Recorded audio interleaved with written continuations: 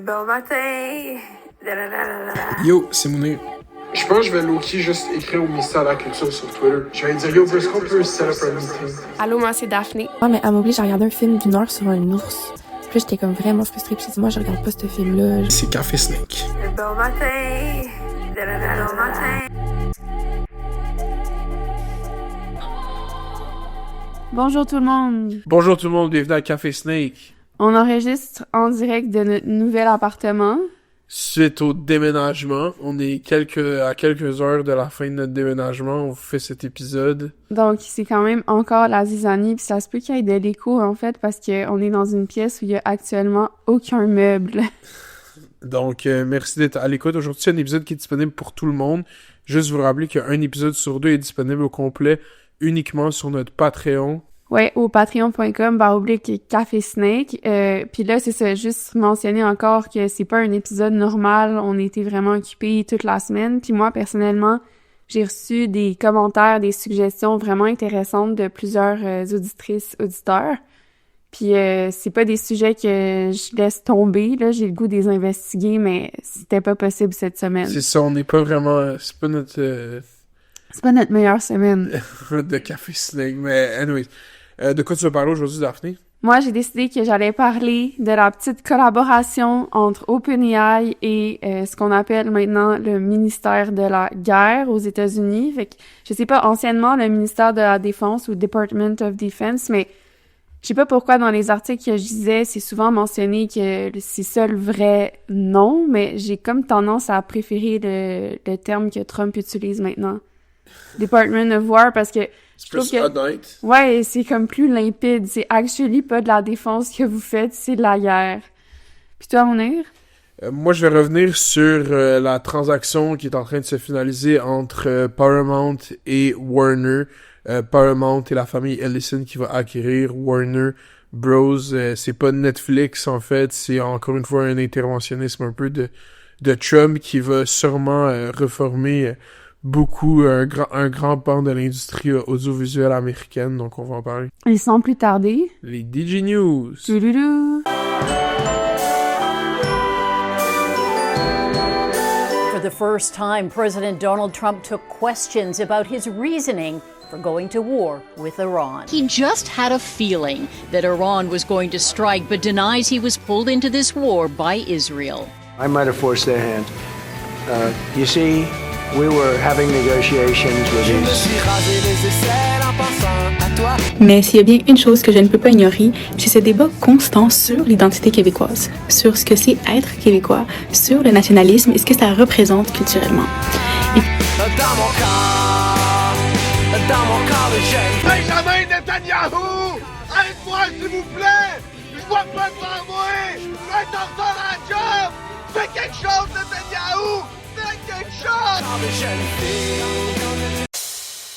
Le macaque, molesté par le mâle dominant, court vers son doudou. Question de l'attachement à l'objet.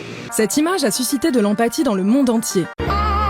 OK, donc c'est ça, c'est une semaine aussi quand même assez chargée là, dans l'actualité internationale. Ça tombe un petit peu mal, mais j'avais décidé de parler du Punch Media Complex. Évidemment, on parle du petit singe dans le zoo japonais qui a été abandonné par sa mère biologique, puis qui a été aussi élevé par les gardiens du zoo, donc des humains, et là, qui doit réintégrer ou intégrer la bande de macaques après avoir... C'est des macaques? Ouais, c'est ça, je pense. Réintégrer sa bande après s'être fait socialiser par des humains, fait qu'il y a quand même toutes sortes d'épreuves à traverser. Justement, là, on le voit se faire boulier, se faire rejeter en ligne. Non seulement ça, mais il y a une peluche Ikea comme de support émotionnel d'orang-outan, puis il est vraiment attaché à cette peluche qui utilise un peu comme une mère adoptive. Mais ça a l'air d'une doudou, comment qu'il l'utilise, genre. Clairement, puis il est devenu viral, là, c'est comme le nouvel animal viral du web, puis tous les médias en parlent, là, genre la presse, le Journal de Montréal,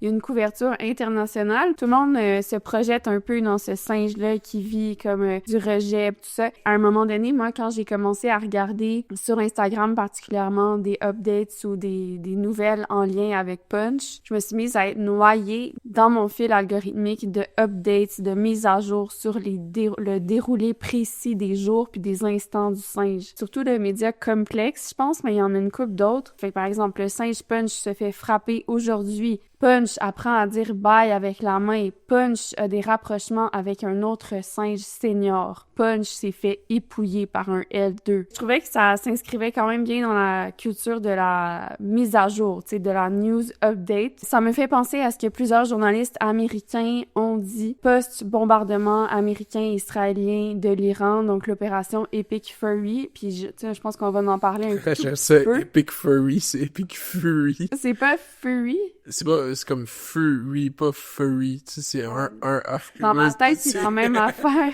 Ils ont dit que beaucoup de news hustlers, ou en tout cas un certain type de personnes ou d'engagement sur le web, notamment sur la plateforme X, parlaient beaucoup de monitoring the situation. Donc, post-bombardement, les gens étaient comme, bon, ben, en ce moment, je vais surveiller la situation. Il faut faire la distinction entre monitoring des situations dans le sens d'un désir de se tenir informé ou maîtriser ou comprendre une situation qui a l'air volatile, imprévisible, dans le but de capitaliser dessus. Parce que là, on pense, comme je parle souvent de marché de prédiction, mais justement, en fin de semaine, le New York Times disait que les marchés de prédiction avaient transigé à peu près la moitié d'1 milliard de dollars. Tous ces événements-là, finalement, créent comme un appétit pour le gambling. Les gens essayent de profiter de ces situations-là parce que ça génère toute une série d'imprévus sur lesquels on peut parier. Puis, selon la journaliste Taylor Lorenz, au moment où tout ça se déroulait au Moyen-Orient, puis qu'on sent que, ben, dans le fond, que la guerre a été déclenchée, il y a une tralée d'ingénieurs informatiques, tout ça, de coders, elle dit même de vibe coders, qui se sont mis à créer des agrégats de données, donc des espèces d'applications pour voir en temps réel ce qui se passe dans le monde, qu'elle appelle des produits ou des machines, ou en tout cas des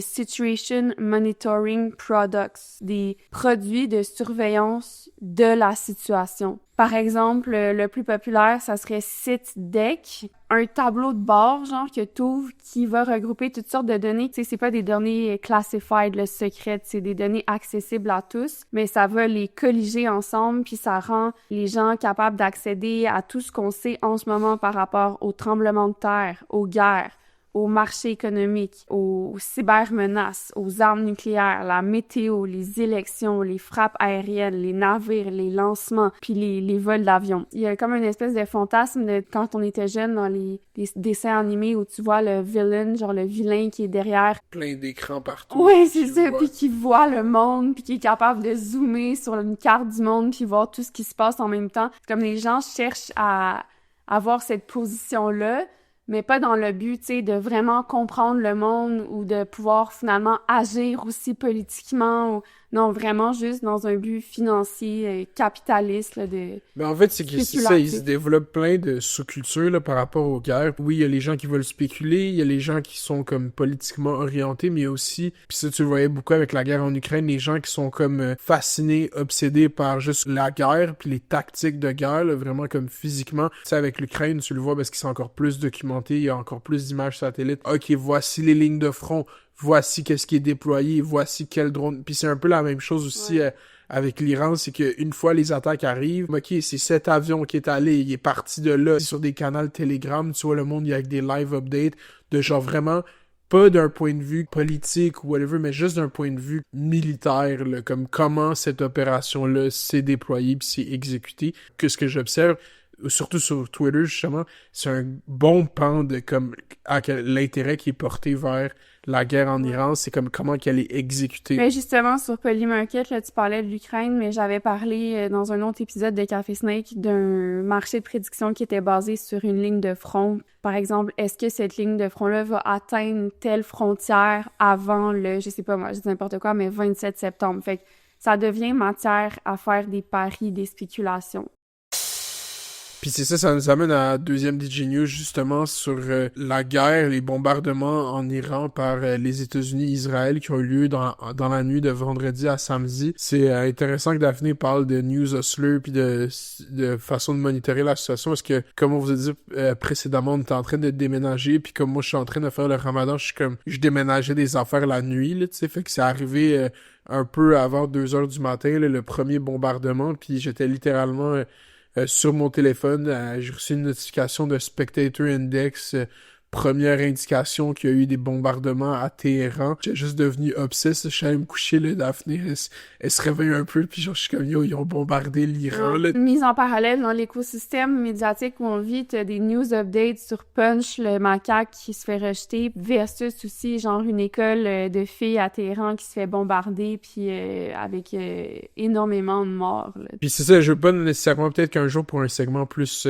dédié à ça, on pourrait parler peut-être des implications géopolitiques de tout ça, faire un cours d'histoire sur cette région, sur l'Iran, tu sais, c'est comme, je pense pas que c'est ça mon objectif en ce moment, mais juste parler un peu de certains mécanismes médiatiques qui ont eu lieu suite au bombardement de l'Iran. Moi, je trouve que, c'est juste de un, je suis quand même surpris, ton, des fois, qui était utilisé, puis là, je parle juste du Québec, parce que c'est ça que je préfère étudier, là, pas nécessairement qu'est-ce qui se passe aux États-Unis ou en France, mais c'est ces trois marchés médiatiques-là, plus Twitter qui est comme américain, que genre comme je monitore pour utiliser le langage du dernier segment. Je trouve qu'au Québec, il y avait comme, on parlait un peu là, avec un ton de surprise. Je suis pas la personne qui suit le plus les maniements militaires des États-Unis, mais il y avait quand même un build-up de forces militaires autour de l'Iran. Il y avait beaucoup de porte-avions dans les mers environnantes. Beaucoup de gens savaient que ça se tramait, que, tu sais, suite à la guerre de 12 jours qu'il y avait eu l'été dernier, un peu sûr qu'il allait avoir une espèce de nouveau chapitre à ce conflit-là. Puis je trouvais ça intéressant parce qu'il y avait une caricature dans Le Devoir qui fait un lien avec un folder des Epstein Files sur un missile qui s'en va vers Téhéran, comme si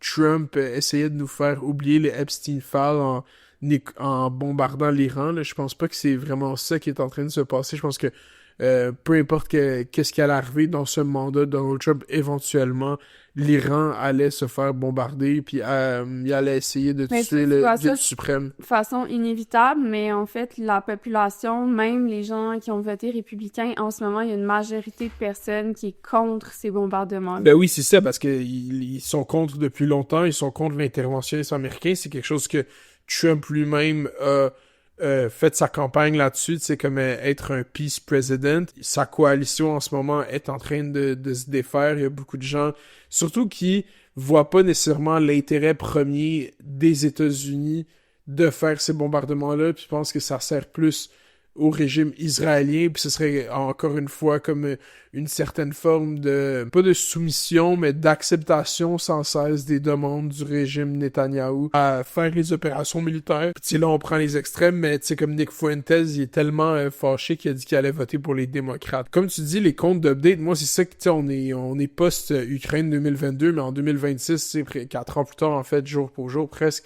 C'est vraiment, dès qu'il y a un conflit armé comme ça, on est complètement, mais submergé de tout plein de contenu, de tout plein de vidéos de bombardement d'il y a 1 an, d'il y a 2 ans. T'sais, surtout si tu suis ça sur Twitter, tu peux pas vraiment te fier à ce que tu vois. C'est comme vraiment une espèce d'expression algorithmique du terme fog of war, donc le brouillard de la guerre, mais en direct sur des fils Twitter. Je sais pas trop, surtout dans les premières heures, comme qu'est-ce qui s'est vraiment passé, qu'est-ce qui s'est pas passé, qui reporte quoi. Tu sais, puis là, après, quelques heures après les premiers bombardements, il y a Donald Trump qui rapporte sur Truth que Ayatollah, le guide suprême de l'Iran, s'est fait tuer.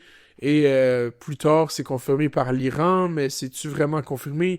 Puis là, non, en fait, il est en direct à la télé, puis ça, c'est de la propagande, puis c'est comme tout se fait accuser de propagande dépendamment de quel côté t'es, donc justement. Ça dépend des sources d'informations à laquelle tu t'abreuves, là, mais je veux dire, moi, j'ai pas eu cette take-là, par exemple, de plusieurs commentateurs, journalistes, si c'est pas genre tout est vrai ou tout est faux. Mais quand ça se passe en live, ouais. Non, il y a clairement genre une propagande bien installée, il y a clairement une manufacture du consentement par rapport à cette guerre-là, mais ça ne semble pas fonctionner comme, par exemple, back in the days, genre en Irak, là. Ben non, 0-100%. Puis c'est pas quelque chose qui est surprenant, justement, si on regarde ce qui s'est passé dans les dernières semaines. Par exemple, moi, j'avais lu beaucoup là-dessus, mais je pense qu'effectivement, il y a rien qui explique cette frappe-là. Il y a rien tu sais, il y a pas de... Ben, en fait, c'est qu'il y a eu un... Non, mais comment qu'il l'utilise, c'est qu'il y a eu un soulèvement populaire depuis des semaines. À ce qui paraît, il y a eu des milliers de morts. Puis là, c'est ça le récit qu'il raconte pour dire que, comme, ben oui, il faut libérer le peuple iranien. Il y a plein de gens de la diaspora iranienne partout dans le monde qui célèbrent. Il y en a plein qui célèbrent pas. Tu sais, comme c'est... Je pense pas que c'est... Moi, qu'est-ce que je voulais dire par tout est vrai puis tout est faux, c'est que quand tu suis quelque chose en instantané, quand ça se passe au moment que tu le suis, il y a pas cette espèce de source empirique qui détient toute la vérité, même si tu suis des infolettres de gens qui sont vraiment informés, mais en temps réel, il y a juste trop d'informations, comme... C'est ça que je veux dire. Je parle pas que éventuellement on va pas savoir exactement qu'est-ce qui s'est passé. Puis là, j'écoutais justement la couverture de Radio-Canada. C'est sûr qu'à des moments, ils font venir des intervenants qui sont comme vraiment en mode propagande, genre merci Netanyahou, merci Trump. Mais c'est parce que je trouve que c'est délicat comme parce que il y a littéralement beaucoup de gens de la diaspora iranienne qui se sentent exactement comme ça, tu sais. L'Iran, c'est une nation en fait, c'est plusieurs nations, c'est plusieurs peuples, c'est un pays complexe, riche d'histoire. L'Iran, c'est pas comme une espèce de petit pays semi-développé. Tu sais, comme Téhéran, c'est une grosse ville avec une grosse population qui a une riche histoire. C'est un pays oui, il y a une certaine forme... Oui, il y a un gouvernement autoritaire, dictatorial qui est là depuis très longtemps, mais c'est pas une nation sous-développée qui a pas d'infrastructure. Tu sais, c'est ça la grosse différence, justement, avec un pays comme la Syrie ou l'Irak, qui même, eux, étaient développés, mais pas à l'échelle de l'Iran. L'Iran, c'est 90 millions de personnes, plus des diasporas partout dans le monde. Fait que je trouvais ça quand même intéressant que toutes les commentateurs qu'on entend d'habitude parler de politique québécoise puis de course à la chefferie du Parti libéral nous partir sur leurs grandes analyses géopolitiques. Même Mathieu Bock-Côté qui est là à nous parler de « Ah oui, si, ça, tu sais, c'est comme... » C'est ça, je pense, encore une fois, une des lacunes du commentariat puis des nouvelles en continu. C'est comme Michel Courchaine qui me parle de géopolitique puis d'Iran. C'est comme vraiment pas le genre de choses qui m'intéresse. Après, on a Mark Carney qui a fait son beau à Davos, qui se fait féliciter partout dans le monde, qui, à la première occasion, fait un tweet en support. Ah oui, c'est une bonne chose. Bravo les États-Unis, bravo Israël. C'est au moment où est-ce qu'il invitait tous les pays, des middle pays, les pays du milieu, à se tenir en opposition ou se désaligner progressivement des États-Unis, de se former, de s'affranchir, d'exprimer une certaine forme d'indépendance. Ben là, à la première occasion, il montre un support, puis clairement, tu sais pourquoi il supporte, parce qu'il se dit, est-ce que je veux vraiment me fight avec Donald Trump quand je vais devoir faire des négociations commerciales avec lui dans quelques semaines? Fait que c'est là que tu vois que vraiment Trump, avec cet état précaire qui a mis certaines économies en limitant ou en tarifant leurs imports dans les États-Unis, ben crée une espèce de leverage où est-ce que ou la majorité de ces décisions géopolitiques qui impactent pas ces pays-là, ben les autres pays vont les supporter juste pour pas se payer avec. On voit l'Espagne qui s'oppose un peu, qui se désaligne de Trump, puis le Trump qui dit, puis tu sais là je vais mettre le clip, tu sais comme qui va arrêter tout le trade avec l'Iran, tout le commerce, qui va arrêter tout le commerce avec l'Espagne, tu sais, fait que c'est comme il y a pas du tout de free speech puis de droit international, là, c'est vraiment c'est ça, fait que on va en reparler là, mais là voici mes premières observations sur tout ça.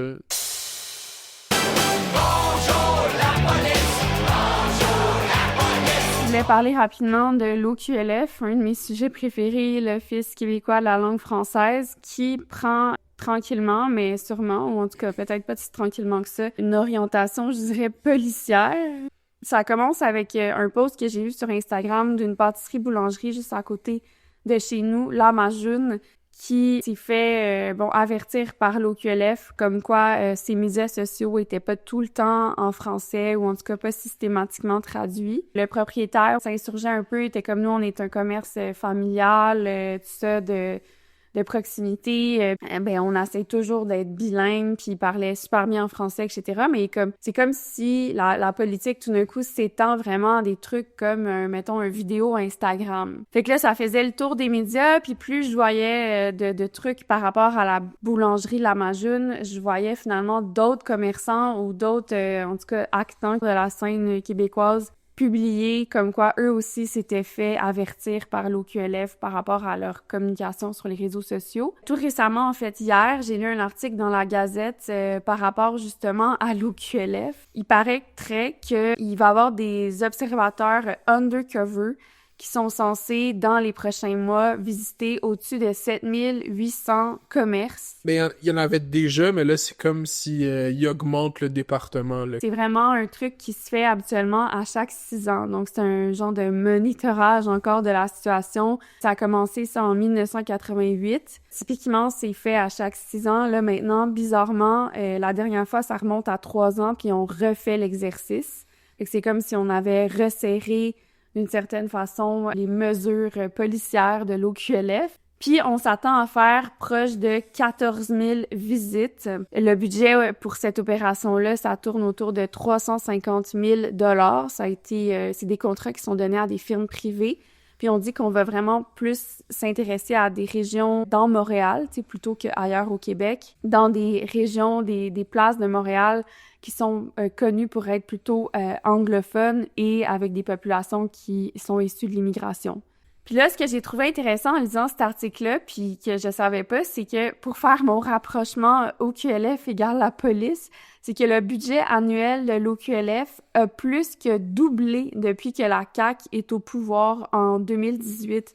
Fait qu'en ce moment, c'est rendu 49 millions, qui est vraiment étonnant parce que j'en parle souvent au micro de Café Snake, mais je trouve que justement les ressources pour mettre de l'avant la langue française, notamment ce qui a rapport au grand dictionnaire terminologique, qui est une des créations fortes de l'Office québécois de la langue française, est très peu renouvelé, très peu actif. Il y a plein de termes que j'essaye toujours de traduire parce que je les retrouve pas sur le GDT. Je trouvais que on voyait comme un pattern se dessiner. Tu sais, si on est une organisation gouvernementale puis on veut avoir plus d'argent, ben il faut prendre une orientation plus policière. C'est aussi avec la loi 96, ça donne beaucoup plus de pouvoir à l'OQLF, puis beaucoup plus de mandats, aussi de monitorer, tu sais, les discussions entre les travailleurs pour s'assurer que le travail est en français. C'est toutes des dispositions dans la loi 96 que comme l'OQLF pourrait donner des amendes pour une compagnie où est-ce que les gens y travaillent en anglais.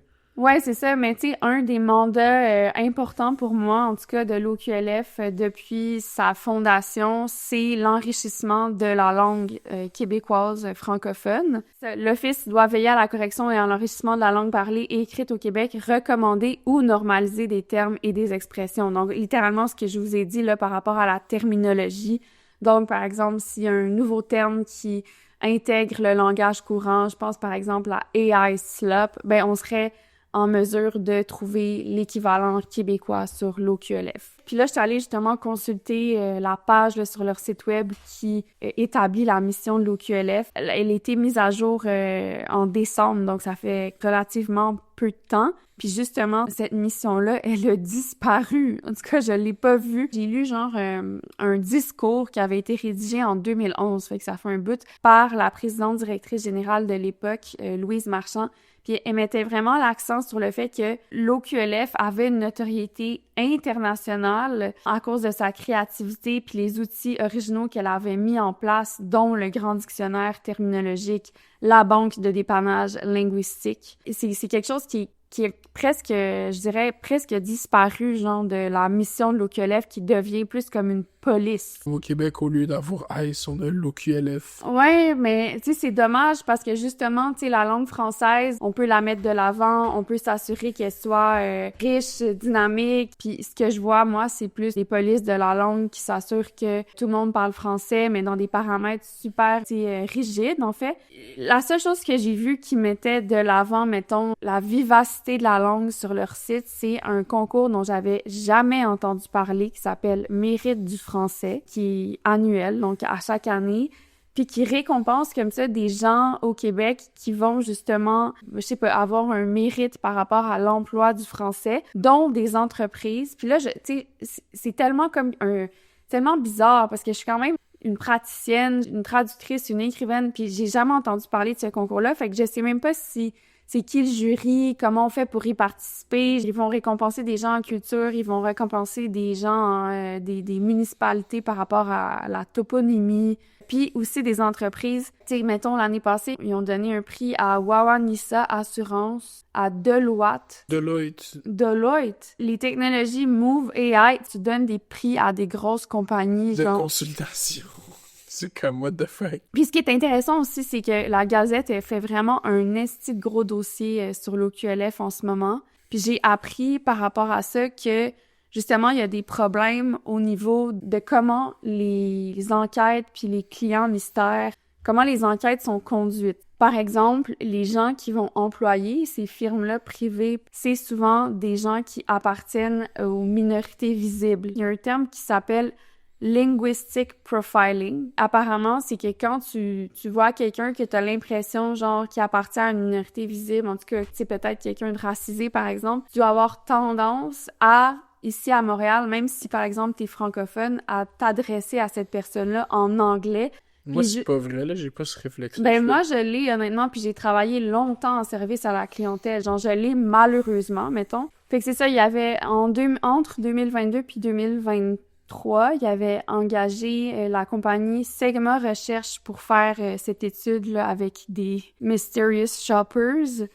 La compagnie avait mentionné rencontrer des problèmes au moment de cette enquête-là. Mais l'Office québécois de la langue française insiste sur le fait que ces problèmes-là doivent rester secrets. Donc, ne veut pas divulguer en quoi ces problèmes-là consistaient, mettons. La Gazette a fait une demande d'accès à l'information. Ça s'est rendu genre en cours. En tout cas, c'est toujours pending. Qu'est-ce qu'on essaye de cacher comme ça? C'est quoi? Est-ce qu'il y a anguille vraiment sous roche? Ok, dernier DJ News, rapide, ça fait quelques semaines que la chanson « Dans mon corps » des 3 accords connaît une résurgence, puis c'est un phénomène qu'on voit quand même souvent arriver avec des vieilles chansons, c'est arrivé avec des vieilles chansons québécoises, puis surtout comme américaines en général, c'est là qu'on a le plus observé que soudainement, il y a un mouvement algorithmique qui se crée, qui fait en sorte qu'une chanson est portée de l'avant, là, aux dernières fois que j'ai regardé, là, il y avait plus de 1700 vidéos qui avaient été faites sur la chanson « Dans mon corps » des 3 accords, même les 3 accords qui ont parlé de ça eux-mêmes sur leur compte TikTok, qui remercient les gens qui ont fait des vidéos là-dessus. Puis j'essayais de voir comment ça a commencé, tu sais, parce que ces espèces de moments de viralité, en fait, ils sont tough à générer, ils sont tough à comprendre, puis en fait, tout ça remonte à octobre 2025, quand une personne a publié un meme où est-ce que c'était comme tu vois une photo puis c'est genre 5 choses qu'un enfant doit entendre, puis le premier c'est I love you, deuxième c'est I'm proud of you, puis le troisième tu vois juste le vidéoclip de Dans mon corps. Tout le monde devrait écouter cette chanson là. Puis ça c'est comme le son original de pas mal, en fait une grande partie des vidéos qui sont générées depuis quelques semaines.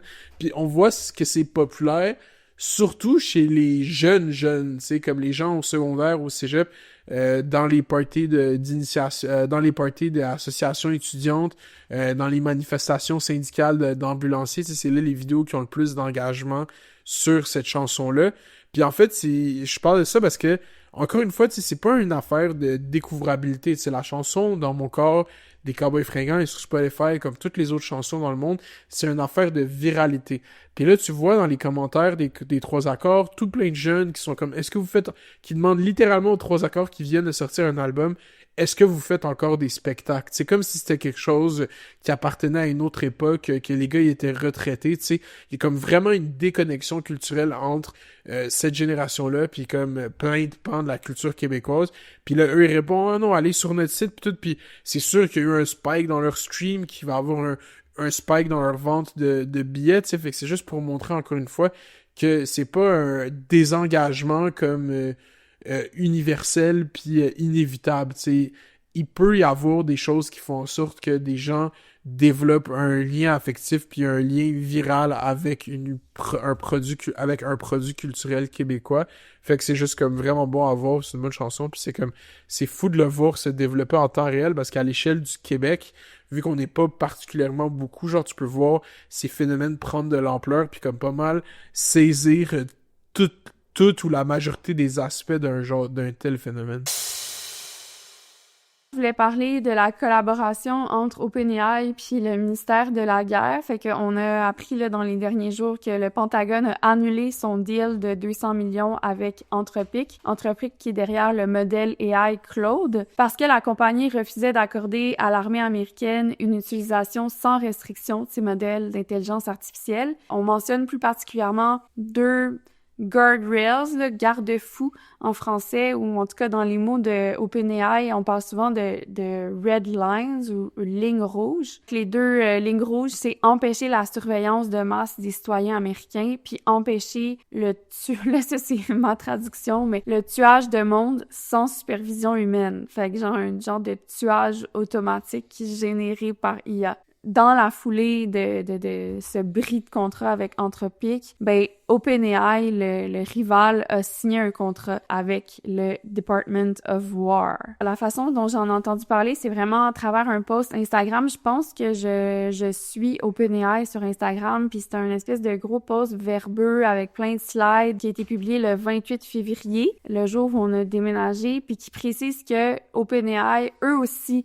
care pour les 2 guardrails, les garde-fous que je vous ai mentionnés, or agreement with the Department of War. Donc, ils parlent finalement du contrat qu'ils viennent de signer.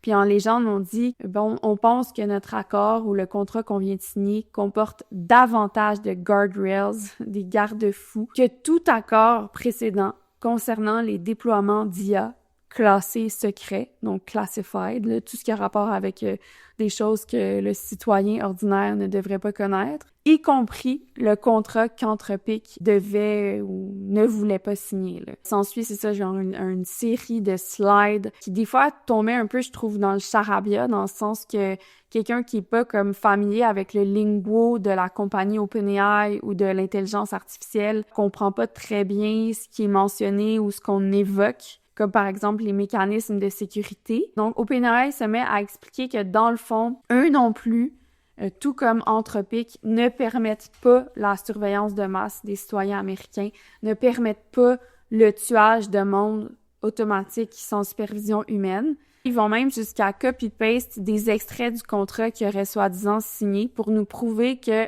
eux autres aussi, ils ont le cœur sur la main puis ils les tracent en gros leurs lignes rouges, leurs red lines. On devrait se demander, crime, comment ça se fait d'abord que genre Anthropic réussit pas à signer parce que eux mettent en place ces 2 lignes rouges-là, puis là, tout d'un coup, OpenAI vient nous dire que eux aussi, ils ont les mêmes lignes rouges, mais que eux ils ont signé. Fait que l'affaire, c'est que quand tu commences à lire le contrat, ou du moins les extraits qui ont copy-paste, tu te rends compte qu'ils ont introduit un peu d'ambiguïté dans la formulation des phrases pour permettre que finalement les 2 lignes rouges soient trespass, là, qu'on les viole, qu'on les franchisse, mais en ayant l'air de pas le permettre. Fait que là, je vais donner un exemple. Ça dit « Le système d'IA ne sera pas utilisé pour diriger de manière indépendante des armes autonomes dans le cas où la législation, la réglementation ou la politique du ministère de la guerre là, exige un contrôle humain. » Qu'est-ce qui va arriver dans le cas où la législation exige pas de contrôle humain? Tout est en jeu par rapport à cette espèce de bout-là que je vous ai traduit de « en accord conformément aux lois applicables ». Fait qu'on se cache devant cette bout de mot-là, conformément aux lois applicables, où on s'en remet à la loi, tu sais, au côté légal de la chose. On va dire, par exemple, en anglais, permet les lawful use de nos systèmes. Mais justement, tu sais, le gouvernement, il est en mesure de déterminer qu'est-ce qui est lawful ou non, là, si on veut. Fait qu'OpenAI signe un contrat qui permet tout ce que la compagnie prétend éviter. C'est techniquement légal, là, si on parle de, par exemple, surveillance de masse des citoyens américains.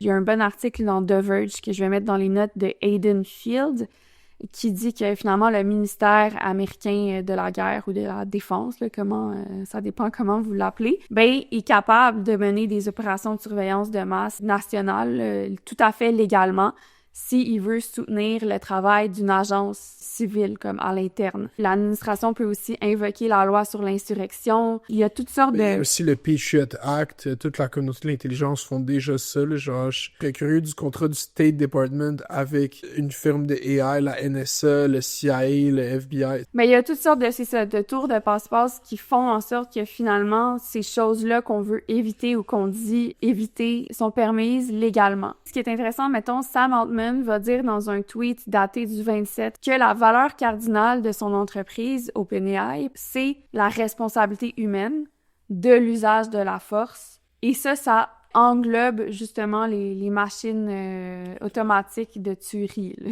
C'est une façon aussi de mettre en mots quelque chose qui devrait sonner des cloches.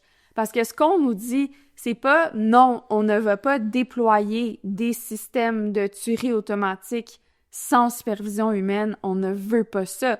Ce qu'on dit, c'est qu'il va avoir une responsabilité humaine. Puis ça peut très bien arriver, non pas en amont de la tuerie, mais après la tuerie. Pourrait tenir quelqu'un pour responsable après avoir, je sais pas moi, tué justement 150 écolières dans une école. Puis là, après ça, il y a toutes sortes de façons de rejeter cette responsabilité-là, même légalement, qui sont contenues dans la loi aux États-Unis. En tout cas, il y a quelque chose d'intéressant aussi dans le fameux terme guardrails, garde-fou, qui est souvent utilisé par les compagnies d'intelligence artificielle, qui fait partie du discours médiatique en ce moment, ou les synonymes que je mentionnais, red lines, lignes rouges, ou encore même le terme safeguards en anglais. Donc, un garde-fou, en français, c'est sur l'autoroute l'espèce de clôture parapète qui nous empêche de prendre le bord, le fossé, pour prévenir les chutes des autos, mais ça peut être aussi, je pense qu'un garde-fou, ça peut être aussi sur un pont ou quelque chose du genre pour empêcher les chutes. Puis dans le podcast que j'écoute de temps en temps, qui porte vraiment sur la tech, l'IA, qui s'appelle « This Machine Kills », ben, il disait que le parler de guardrails, c'est immédiatement un drapeau rouge. En fait, il disait, puis là, je l'ai transcrit parce que je trouvais ça drôle, mais « When someone says guardrails, you should reach for your gun ». Fait qu'ils disent, en ce moment, il y a un débat qui est comme mis en scène même dans les médias, à savoir qui devrait être en charge de déterminer quels sont les guardrails, les garde-fous. Est-ce que c'est en amont une compagnie comme Anthropic qui dit « Hey non, moi, je signe pas de contrat parce que j'ai 2 lignes rouges », ou est-ce que c'est le gouvernement qui détermine c'est quoi les lignes rouges? Est-ce que c'est le ministère de la Guerre aux États-Unis? Donc, déjà, cette question-là, ce débat-là, il est orienté. Que ce soit du côté de Anthropic ou de OpenAI, là. En faisant en sorte que c'est ça les questions qu'on se pose, ben c'est comme si on nous embobinait parce qu'on évite de parler, par exemple, de questions qui sont beaucoup plus fondamentales. C'est comme si c'était inévitable qu'éventuellement, il va y avoir des systèmes de défense automatisés. On présuppose qu'il y a une inévitabilité, puis donc ça fait pas partie de la conversation. Est-ce que ces systèmes-là de tuage automatique devraient exister?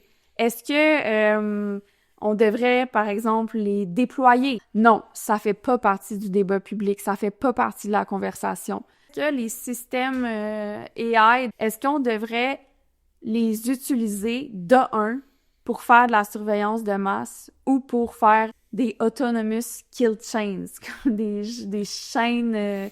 C'est intéressant parce que eux ils font déjà la surveillance de masse, c'est comme toutes les grosses compagnies de technologie d'information, là, c'est juste genre centraliser tout ça au gouvernement qui le fait déjà depuis Snowden, c'est comme pas mal évident que c'est ça qu'ils font déjà, tu sais, fait que Puis même les autonomous kill chains, ça existe, on a vu à Gaza, notamment avec le système Lavender qui est utilisé par Israël, donc qui génère des cibles, puis qui génère plus de cibles que l'armée est capable d'en abattre, là. Ça va tellement vite, tu génères tellement de cibles. Dans la foulée de tout ça, ben on dit que c'est Anthropic qui sort gagnant. La compagnie a fucking bonne figure. Il y a un mouvement de masse en ce moment pour cancel ChatGPT. Il y a déjà Sam Altman, je voyais hier, qui a comme backtrack sur certaines de ses positions. Finalement, effectivement, c'est peut-être que c'est un rush un peu de signer comme ça avec Department of War. Peut-être qu'on devrait revenir sur certaines formulations ou comme détails dans le contrat. Il y a même, ça j'ai trouvé ça drôle parce que je trouve que c'est emblématique. Je pense que c'est une figure emblématique. Katy Perry qui a tweeté une capture d'écran qui montrait qu'elle avait acheté un abonnement annuel pro à Claude. Avec sa caption, c'était écrit « Done », puis elle avait mis ça dans un cœur. C'est quoi, t'as dit? C'est une figure quoi, Katy Perry? Emblématique. L'espèce de, je dirais, embrace de comme du capitalisme, mais genre aussi du récit médiatique que ces entreprises-là veulent nous faire gober. Puis je pense que, je sais pas si, tu sais, je veux pas m'acharner sur son cas, Katy Perry, mais je pense que c'est quand même une figure intéressante, surtout depuis qu'elle fait partie de... Depuis qu'elle est montréalaise. Ouais, exactement. Fait que, tu sais, je peux pas m'empêcher de checker ça. Hello, je l'ai vu au métro Crémazie. Fait que Anthropic, c'est comme tout d'un coup, soudainement, considéré comme la compagnie AI qui serait humaniste, blabla, mais au contraire, tu sais, c'est juste vraiment un bon coup de marketing pour eux.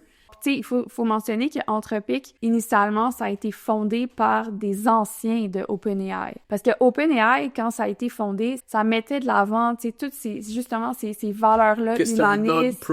C'est un non-profit. Ouais, c'est sans but lucratif et tout. Puis là, quand ça a pris un virage vers une autre direction, là, il y a beaucoup de gens qui ont quitté l'entreprise puis qui ont fondé Anthropic. Anthropic, là, puis le gars à la tête de ça, Dario Amodei, il est pas nécessairement contre le fait de faire des machines de tuage automatiques. C'est juste que lui, son discours, c'est « It's not just the time yet ». C'est pas encore le moment. La technologie est pas suffisamment fiable en ce moment, aujourd'hui, pour tuer des cibles humaines sans supervision. Mais éventuellement, yes, it will, genre. Puis c'est drôle parce que lui, il publie comme plusieurs dudes dans cet écosystème-là de la Silicon Valley.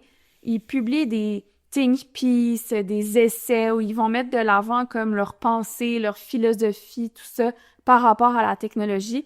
Puis son plus récent essai, il a publié ça en janvier de cette année, s'appelle « L'adolescence de la technologie », « The Adolescence of Technology ». Puis si on étudie bien son discours, il va vraiment framer Claude comme une entité, une personne, mais plus particulièrement un ado. Dans ses mots, puis dans même le champ sémantique qu'il utilise, c'est comme si, en ce moment, il le train, il l'éduque. Claude a encore besoin de supervision parentale.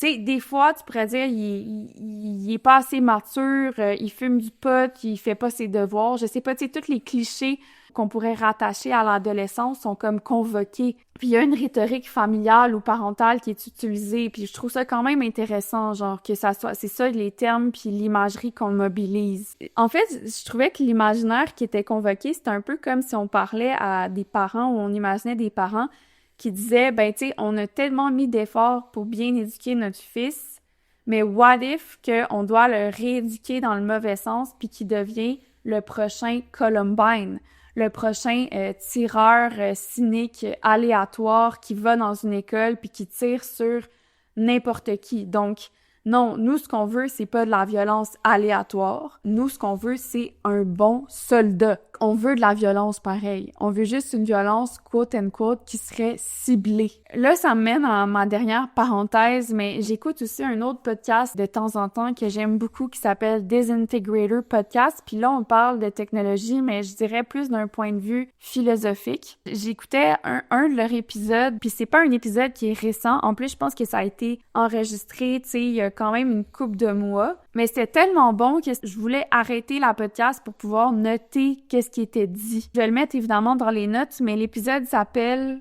Hot House 2 Evidence, puis on parle de Forensic Architecture avec Julia Nuemo Guitare. Il y a plusieurs intervenants dans la podcast, mais au début, on parlait des raids de ICE, donc qui faisaient la une des médias là, il y a comme à peine quelques semaines.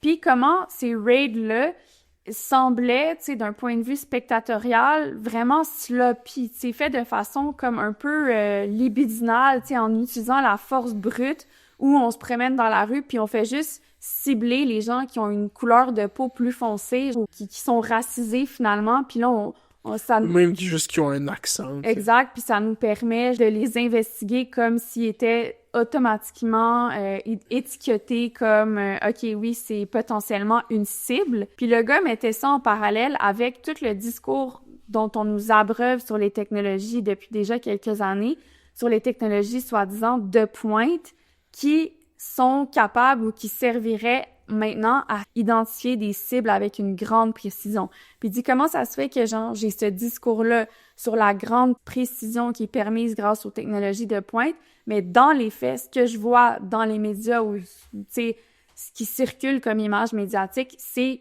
au contraire un ciblage qui est complètement sloppy. Il dit en fait que la technologie militaire, elle est pas conçue pour déployer des munitions, mettons ciblées, des endroits qui seraient spécifiques.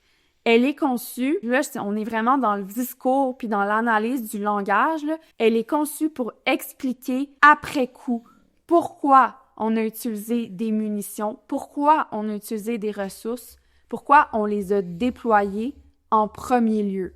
Donc, c'est comme si on nous disait que la technologie militaire, son usage principal, sa fonction principale, elle était avant tout narrative.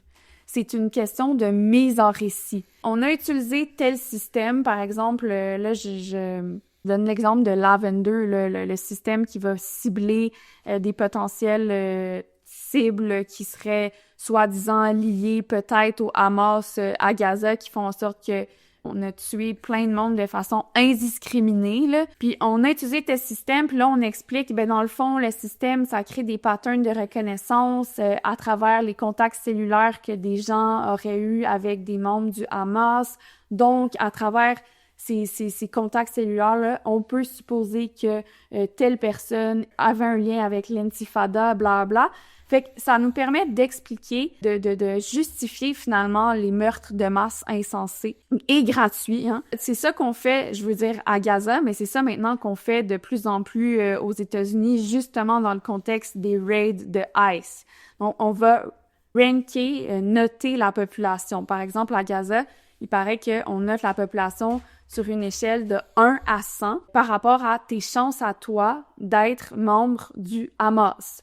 Fait que, par exemple, tu pourrais être, je sais pas, qualifié de 25 sur 100. Il n'y a pas de score 0. C'est comme si la présomption d'innocence, elle était jamais accordée dans ce genre de système-là. À partir du moment où tu es identifié comme un potentiel danger, ben ça justifie le fait qu'on t'a abattu. Dans ce contexte-là, l'IA, c'est pas utile pour identifier des cibles, mais là, il nous dit pour abaisser ou pour, il dit lowering the threshold for plausible deniability, le seuil du déni plausible. Là, je sais pas s'il y a des juristes qui nous écoutent ou whatever, mais le déni plausible, je pense que c'est comme un concept qui est surtout applicable aux États-Unis, où on dit la possibilité de nier de façon plausible. Là, je lis Wikipédia, mais dans le droit américain, je sais pas s'il y a comme un équivalent au Canada ou au Québec. Ça permet à des individus, par exemple dans l'armée, de nier connaître l'existence d'actions condamnables commises par d'autres dans une même organisation, ou d'en être responsable si on peut pas prouver leur participation, si on n'a pas comme des preuves,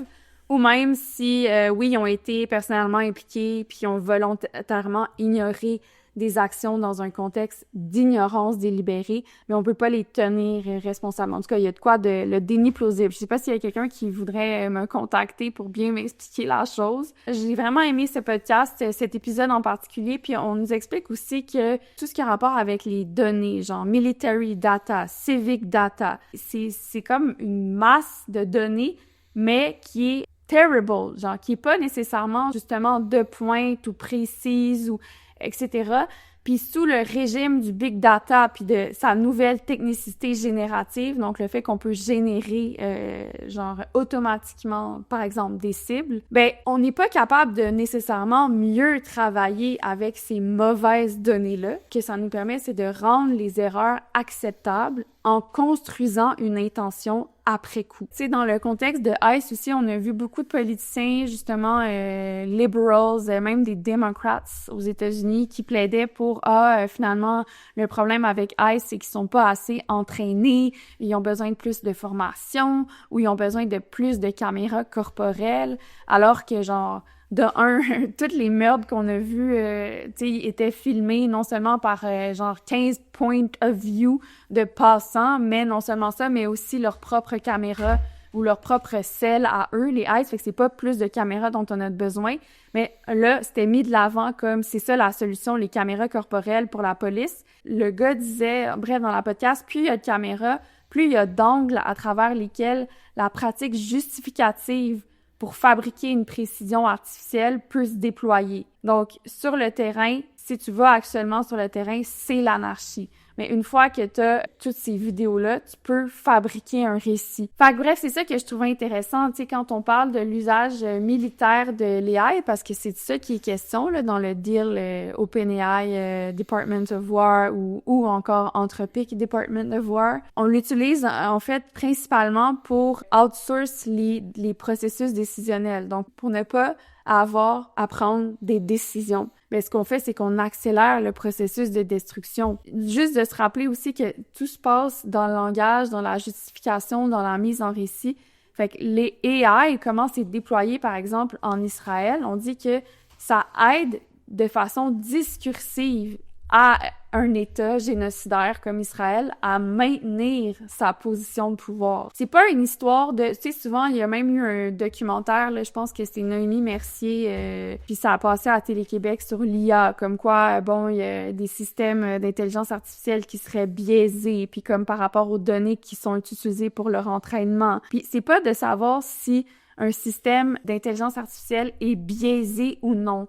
C'est de comprendre que ce système-là, avant tout, c'est une narrative device. Donc, c'est un outil narratif qui est mis à la disposition du pouvoir. Et ça nous fait penser à, par exemple, l'acte du meurtre comme quelque chose qui serait soi-disant neutre ou objectif. Et ce qui est automatisé en plus de la mort de quelqu'un dans le ciblage, dans ces espèces de machines de tuerie automatiques sans supervision humaine, c'est la création d'un narratif. Merci Daphné. Donc, moi, je vais passer à mon segment. On a appris la semaine dernière que Netflix avait pas réussi à acheter Warner. Les gens étaient contents, soulagés, mais après, ils ont appris que c'est Paramount, dans le fond, qui va acheter le studio ainsi que beaucoup, en fait, toutes ses propriétés de télévision, ses propriétés intellectuelles dans le monde des comic books, des jeux vidéo. Leur chaîne de télévision, faut comprendre que Warner Bros, c'est pas juste justement le studio de cinéma, mais c'est aussi des chaînes comme HBO ou comme CNN. Et là, en fait, Paramount, qui est détenu par la famille Ellison qui est une famille un peu de différents magnats de différentes industries, là, mais c'est du old money américain qui est fortement aligné avec l'administration Trump. C'est un peu pour ça, en fait, qu'ils ont eu cette transaction, contrairement à Netflix, qui avait une de ses membres de son conseil administratif qui avait ouvertement critiqué Donald Trump il y a quelques semaines, qui avait été qui avait été mentionné par Trump en disant que ça allait nuire à leur chance d'avoir la transaction. Donc, juste faire un petit rappel, David Ellison, qui est un des héritiers de la fortune Ellison, qui est lui qui gère en fait l'empire médiatique de la famille, donc dont Paramount, et celui qui a pointé à la tête de CBS News la journaliste américaine Bari Weiss, qui a eu comme premier mandat de rendre les contenus de CBS News un peu plus alignés avec l'administration Trump et avec les intérêts du gouvernement israélien. Et là, en fait, ils vont acquérir CNN. Ça va pas se faire instantanément, mais CNN va sûrement virer un peu en mode Fox News progressivement. Là. C'est ça que beaucoup de gens craignent. Là. Je sais pas comment ça va se tourner, le virage de CNN, qui avait déjà commencé depuis la victoire de Donald Trump à comme faire une espèce de discours qui était... qu'est-ce qu'on a vu de mal, qu'est-ce qu'on fait de mal, c'est quoi le problème, puis là, commencer à laisser de plus en plus de place aux voix républicaines sur les ondes de CNN, des gens qui défendent ouvertement Donald Trump, qui sont là parce que, justement, il faut cette parité des points de vue. Ça a été ça, selon eux, leur leçon là, du dernier cycle électoral, tandis que si on revient en 2016, on dirait que la victoire de Donald Trump avait fait encore plus double down CNN à être comme le média anti-Trump, le média qui se fait insulter par Trump dans ses points de presse. Là, c'est comme si, fast forward 2026, 10 ans plus tard, là, CNN est comme, non, dans le fond, qu'est-ce qu'il faut faire? C'est adapter notre ligne éditoriale pour plaire de plus en plus à la moitié du pays qui a voté pour Donald Trump. Et là, c'est avec l'achat de Warner par Paramount. Beaucoup de gens étaient stressés, en fait, de l'achat de Paramount par Netflix, parce qu'ils tenaient à la sortie en salle de film. Netflix qui s'était engagé à continuer à distribuer des films au cinéma, mais ce serait pour des périodes réduites, puis ensuite ils seraient mis sur la plateforme.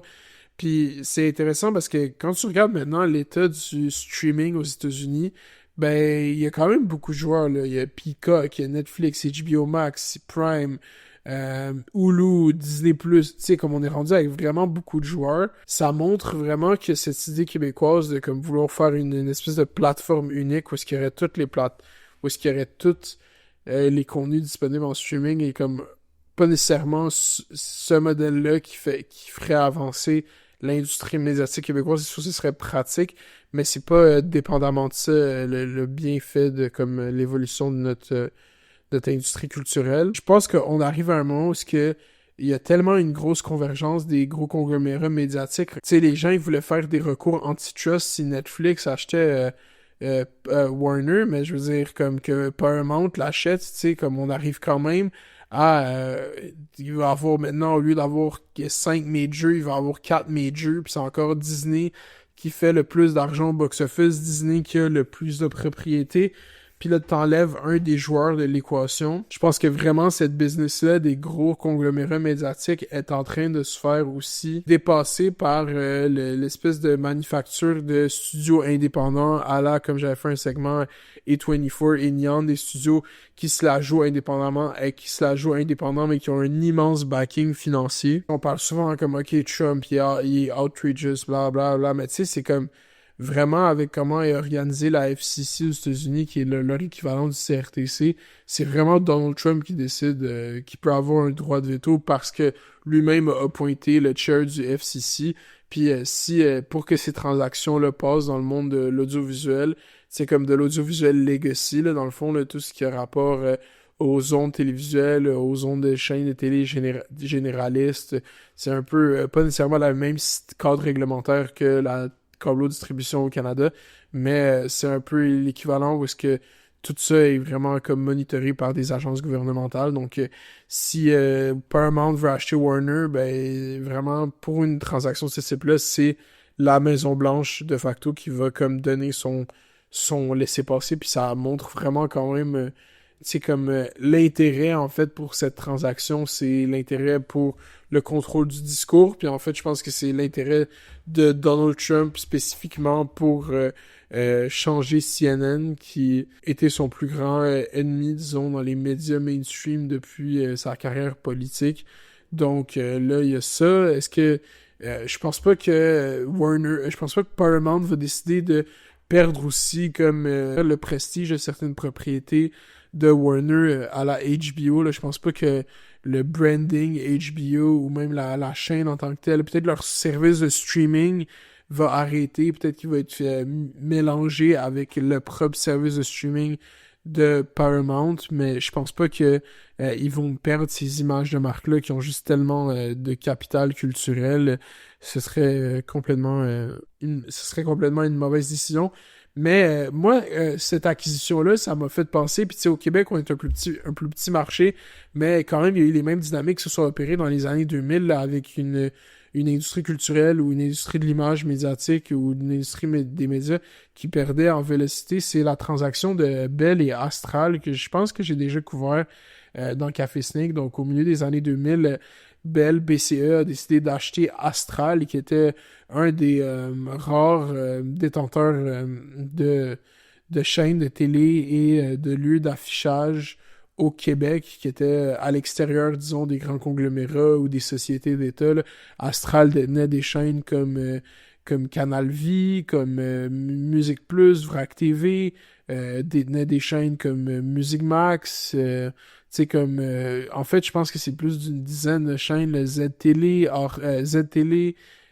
Canal Évasion, toutes ces chaînes-là, Canal D, toutes ces chaînes-là étaient détenues par Astra à un moment et ont été achetées par Bell.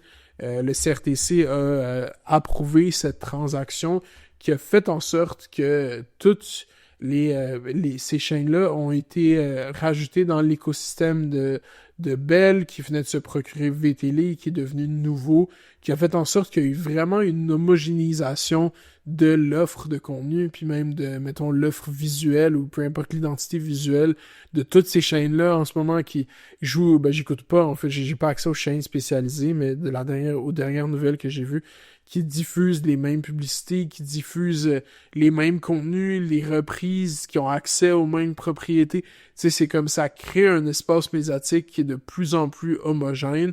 Puis au Québec, c'est juste vraiment flagrant parce que il rétrécit sans cesse. C'est comme depuis que Bell a acheté Astral, Bell a fermé énormément de chaînes de Astral, dont Vrac TV, qui est quand même un staple de la culture des millennials puis des vieux Gen Z qui ont grandi dans les années 2000, 2010, fin des années 90. Fait que c'est ça, c'est comme ce genre de méga transactions, ça crée des monopoles qui finissent par homogénéiser complètement l'offre de contenu. Est-ce que c'est ça qui va arriver avec Paramount puis Warner? Je pense pas particulièrement, mais en fait, c'est sûr qu'il va y avoir des changements, surtout sur les endroits où est-ce qu'il y a une posture éditoriale. Les gens parlent d'un virage à droite de propriété fort, comme l'univers cinématique des comic books DC. C'est comme une espèce de changement subtil, mais progressif, par étapes, culturel en fait, dans ces œuvres-là, dans les talents qui sont engagés, dans qui a le droit de faire des films, qui qu'on met de l'avant. Merci beaucoup tout le monde d'avoir écouté Café Snake. Merci. À la semaine prochaine. Merci. La musique d'intro et d'outro est de Azlo, A-Z-L-O. Bye. Bye.